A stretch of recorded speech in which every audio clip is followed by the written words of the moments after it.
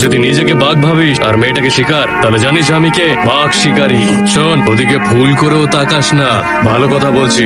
চলে শোন, তুই জানিস আমি কে?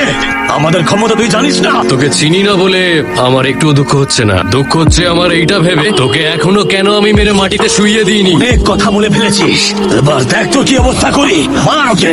আমিও রেডি।